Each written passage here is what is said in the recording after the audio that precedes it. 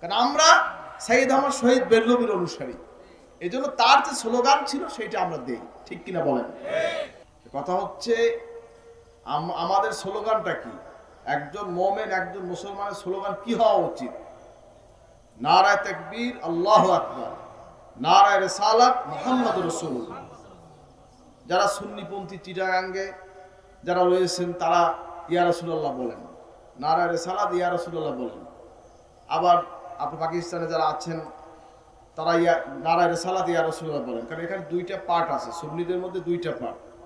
একটা হচ্ছে সৈয়দ আহমদ শহীদ বেরলভী রহমতুল্লাহ আলাইহ, তার একটা পার্ট আছে, আমরা তার মুরিদ। কথা বোঝেন নাই?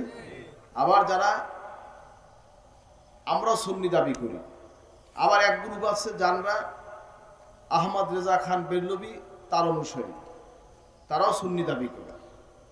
কিন্তু নারায়ে রিসালাতের ক্ষেত্রে আমরা সব এক।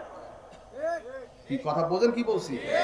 নারায়ে রিসালাত আমরা বলি মুহাম্মাদুর রাসূলুল্লাহ সাল্লাল্লাহু আলাইহি ওয়াসাল্লাম, আর তারা বলেন নারায়ে রিসালাত ইয়া রাসূলুল্লাহ।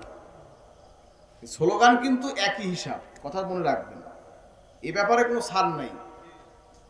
নবীজির স্লোগান, নবীজির আল্লাহর হাবিব রহমাতুল্লিল আলামিন, যার স্মরণ আল্লাহ পাক সুউচ্চে রেখেছে। আল্লাহ বলেছেন ওয়ারাফানা লাকা যিকরাক, বলেন না সুবহানাল্লাহ। আমি নবীর, হে নবী, আপনার জিকির, আপনার স্মরণকে আমি সকলে উঁচুতে রেখেছি। সুবহানাল্লাহ, আসতে কইলেন? এই ঘোষণা কার?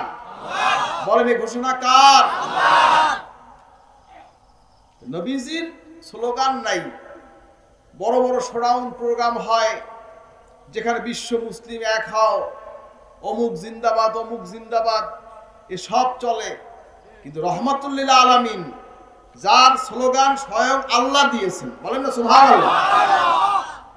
আল্লাহ বলছেন ওয়ামা আরসালনাকা ইল্লা রাহমাতাল লিল আলামিন, বলেন না সুবহানাল্লাহ। আর কি লাগবে আপনার বলেন? আর কি উদাহরণ দরকার? যারা মনে করে আমি যেমন মানুষ, নবীও আমার মতন মানুষ, তাদের পক্ষে সম্ভব নবীজির স্লোগান না দেওয়া, তাদের পক্ষে সম্ভব। আর যারা মনে করে আল্লাহর হাবিব রহমাতুল্লিল আলামিন, তিনি আল্লাহর নবী, তিনি রহমাতুল্লিল আলামিন, তিনি শাফাআতকারী নবী, যিনি তামাম জগতের জন্য করুণা স্বরূপ, তার ব্যাপারে আমরা স্লোগান দেব নারায়ে তাকবীর, আল্লাহু আকবার, নারায়ে রিসালাত, মুহাম্মাদুর রাসূলুল্লাহ। কে কে দেবেন দেখতে চাই? নারায়ে তাকবীর।